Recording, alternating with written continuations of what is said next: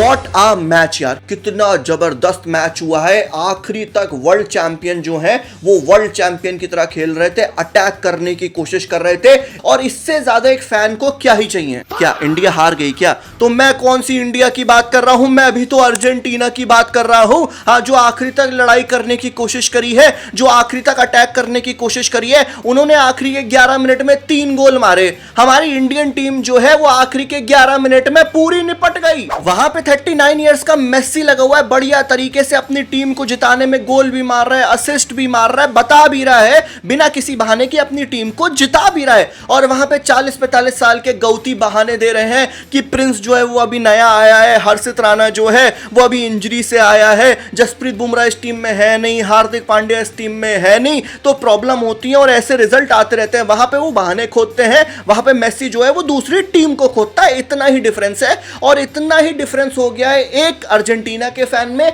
और एक Indian cricket team के फैन में। वहां पे मेस्सी गोल मार रहा है तो वो लोग खुशी से रो रहे हैं, यहां पे हमारी टीम जो है वो 11 मिनट के अंदर पूरी बर्बाद हो जा रही है तो हम लोग दुख से रो रहे हैं। बस इतना ही ज्यादा फर्क रह गया है। वैसे कल माही भाई भी आए थे एक इंसान की बर्बादी देखने। भाई मेरा नॉटिंघम पहुंच गया था, अचानक से पहुंच गया था अपनी बर्थडे पे, कि बर्थडे गिफ्ट तो साला मैं खुद को मैं ही दूंगा, गौती के मजे लूंगा। जिस तरीके से हमारी इंडियन टीम कल खेली है, बहुत बेहतरीन गिफ्ट मिला है माही भाई को। खुश हो गए होंगे गौतम गंभीर का ये हाल देख के, क्योंकि सच्चाई ये है कि हमारी टीम ने सबसे बड़े मार्जिन से हार हासिल करी है। 125 का मार्जिन था, इतना ज्यादा नहीं था, कोई बात नहीं, गौती के राज में ये हो सकता है, कोई बहुत ज्यादा बड़ी बात नहीं है। उसके बाद हम लोग लगातार 5 मैचेस हार चुके हैं। आज तक अपनी क्रिकेट के इतिहास में हम लोग लगातार 5 T20 के मैचेस नहीं हारे थे, वो भी हम हार चुके हैं। तालियां बजा दीजिए श्री श्री श्रेयस अय्यर साहब के लिए और गौतम गंभीर साहब के लिए। और कल हम लोग को अपनी दूसरी सबसे कम टोटल पे आउट होने वाली हार मिली है, उसके लिए भी बहुत ज्यादा तालियां बजती हैं।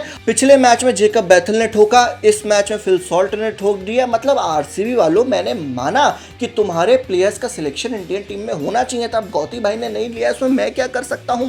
मेरे क्यों आंसू निकाल रहे हो? ना राशिक सलाम का सिलेक्शन हुआ, ना भुवी का सिलेक्शन हुआ, ना कुणाल पांड्या का सिलेक्शन हुआ, ना रजत पाटीदार का सिलेक्शन हुआ। जिनके होने चाहिए तो उनका नहीं हुआ, मैं जानता हूं, मैं मानता हूं, बट इसका मतलब ये थोड़ी है कि तुम्हारे गुंडे जो हैं आके कूट जाएंगे इंडियन टीम को, हैं? वैसे मुझे लग रहा है कि अब हम सबको ने एक अपॉलॉजी लेटर लिख देना चाहिए श्री श्री सूर्य कुमार यादव को, क्योंकि भाई जो है वो रन नहीं बनाता था, लेकिन उसके राज में टीम मैच तो नहीं आ रही थी। यहां तो ये आलम हो गया है कि श्रेयस अय्यर के बल्ले से वैसे रन भी नहीं निकल रहे हैं, और भाई मैच तो जीतना भूल ही जाओ। एक तरफ हमारे होते थे श्री श्री सूर्य भट्टा, लेकिन अब श्रेयस अय्यर जो है वो इंडियन टीम के कैप्टन के रूप में अय्यर भट्टा हो चुके हैं, क्योंकि उसका रीजन है भाई का टॉस जीतने में जो परसेंटेज है ना वो 100% है, लेकिन मैच जीतने में अभी खाता ही नहीं खुला है, 0% मामला हो रखा है श्री श्री श्रेयस अय्यर साहब का। मतलब कोई कह सकता है कि अभी हम जुम्मा 2-2.5 महीने पहले वर्ल्ड कप जीते हैं, हमने लगातार 2 बार वर्ल्ड कप जीता है। मुझे तो नहीं लग रहा कि ये वही टीम है।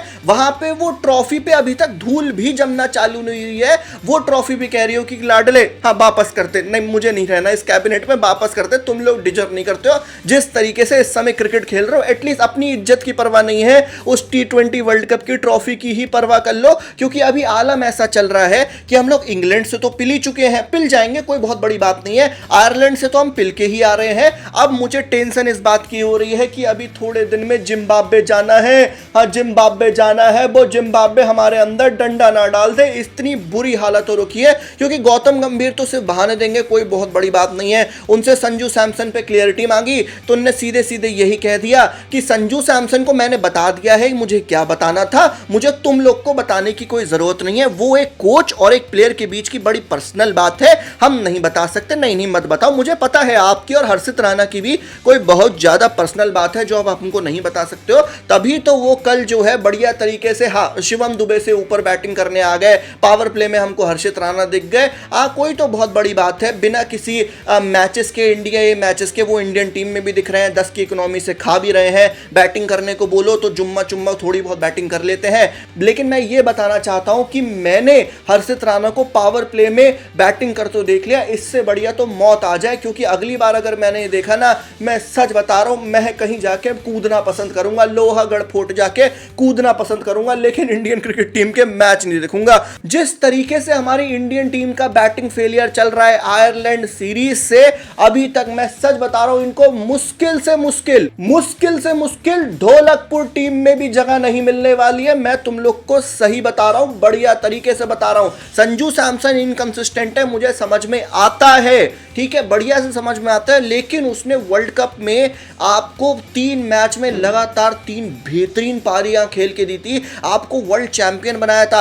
आप मीडिया के प्रेशर में आके, सोशल मीडिया की बातें सुन के वैभव सूर्यवंशी का डेब्यू करवाते हो और संजू सैमसन को बाहर बैठा देते हो। वैभव बेट कर सकता है, कोई बहुत बड़ी बात नहीं है, सोशल मीडिया का प्रेशर थोड़ा कम लेना चाहिए लाडले। हाँ, वैभव 15 साल का है, थोड़ी टाइम तो उसको कुर्सी गर्म करने दो ना, थोड़े टाइम तो उसको इंतजार करने दो ना, कौन सी बहुत बड़ी बात हो जाएगी। लोग तो 25-26 साल तक इंतजार करते हैं, श्रेयस अय्यर ने कप्तानी लेने के लिए 31 साल का इंतजार करा है। लेकिन भाई ठीक है, अब चल नहीं रहा है वो अलग बात है, लेकिन पहले तो सब यही कह रहे थे कि श्रेयस को कप्तान बना। अब जब 31 साल में कप्तानी मिली है तो भाई इंतजार तो करा है ना। तो वैभव सूर्यवंशी थोड़े टाइम के लिए इंतजार नहीं कर सकते, नहीं, सोशल मीडिया का प्रेशर लाडले। वैभव को हम ओपन करवाएंगे, संजू को हम बाहर बिठा देंगे, जाए भाड़ में, world cup player of the tournament भाड़ में जाए, क्या ही रहता है। तो ऐसे नहीं करना चाहिए, संजू भाई को जरा टीम में ले आओ, वरना बहुत ज्यादा प्रॉब्लम हो जाएगी। और आपने जो संजू सैमसन को क्लैरिटी दी है,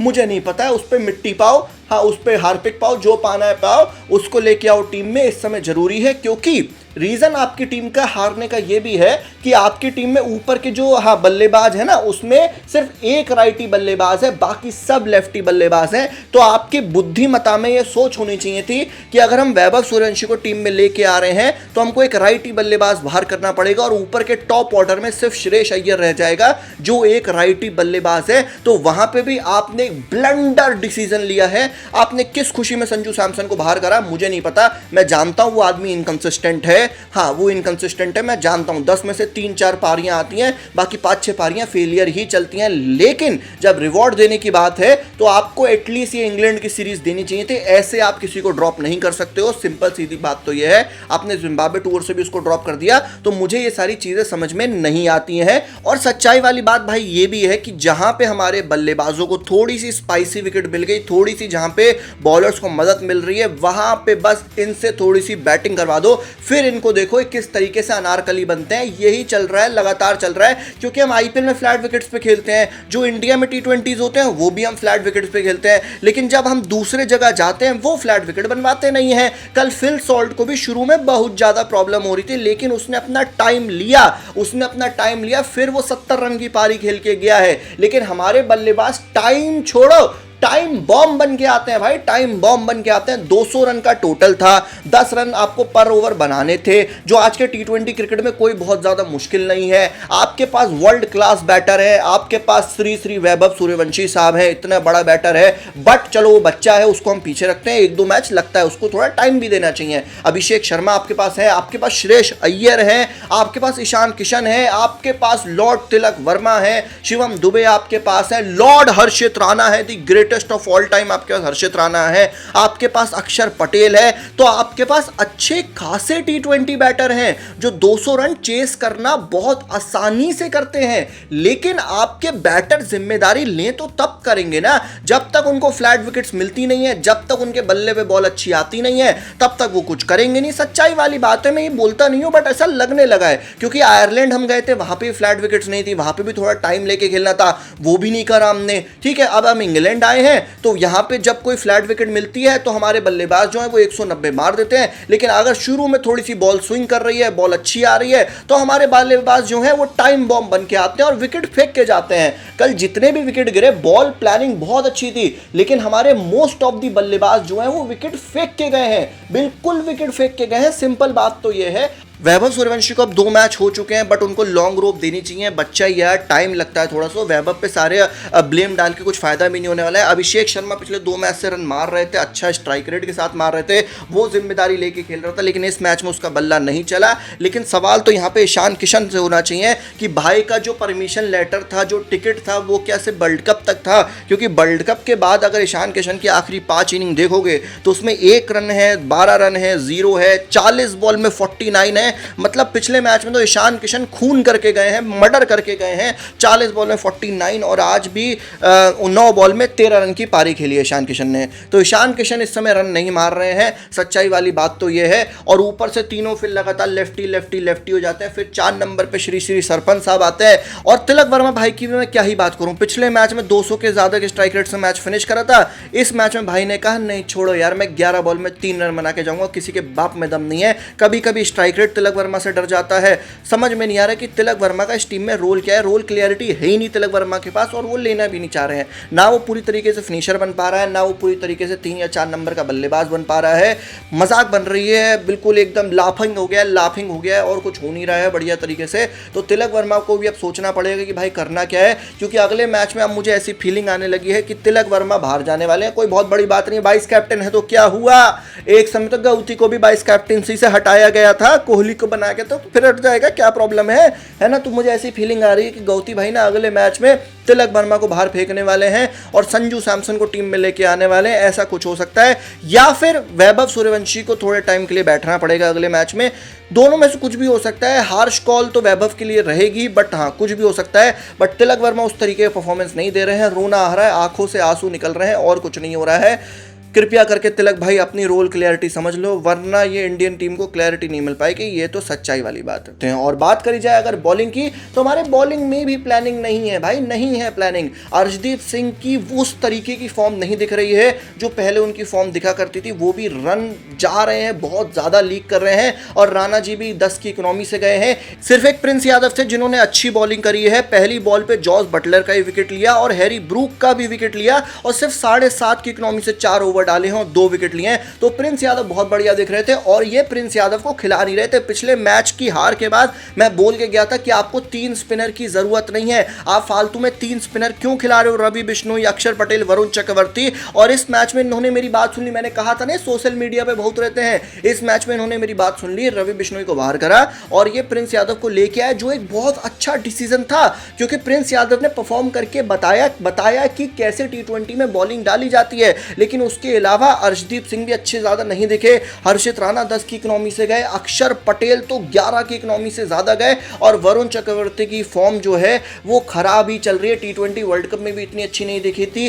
IPL के फर्स्ट फेज में बहुत खराब फॉर्म थी, सेकंड फेज में थोड़ा बेटर होने लगे थे जब पिच थोड़ी स्लो होने लगी थी लगातार मैचेस खेल के। लेकिन अब फिर से जब इंडियन टीम में वापसी करी है, तब भी वरुण चक्रवर्ती जो है वो उस तरीके की लय में, उस तरीके की फॉर्म में नहीं दिख रहे हैं। कोई बात नहीं यार, परेशान होने की बात नहीं है। GG एरा है, ऊपर नीचे चलता रहता है, वो हमको बैलेंस रख के चलते हैं। अब देखते हैं कि अगले मैच में क्या होता है, अगले मैच में कौन अंदर आता है, कौन बाहर जाता है, किस पे ब्लेम डाला जाता है, किसके साथ गलत होता है। क्योंकि ये GG एरा है, इसमें ये चीज़ें होने वाली हैं। बाकी सरपंच साहब को भी थोड़ा सा पकड़ लेना चाहिए, चीज़ें बहुत खराब चल रही हैं सरपंच साहब के लिए। बैटिंग में ही एटलीस्ट उस तरीके से परफॉर्मेंस करके दिखाना पड़ेगा, जिम्मेदारी लेनी पड़ेगी, जो वो ले नहीं पा रहे हैं। तो चीज़ें बहुत ज़्यादा खराब हैं। देखते हैं अगले मैच में, यानी कि 9 तारीख को, हाँ किस तरीके से हम रोते हैं या हंसते हैं वो तो पता चल ही जाएगा मैच के बाद। तुम लोग एक काम करो, अभी वीडियो को लाइक कर दो, चैनल को सब्सक्राइब कर दो। मैं मिलता हूँ अगली वीडियो में, तब तक के लिए बाय।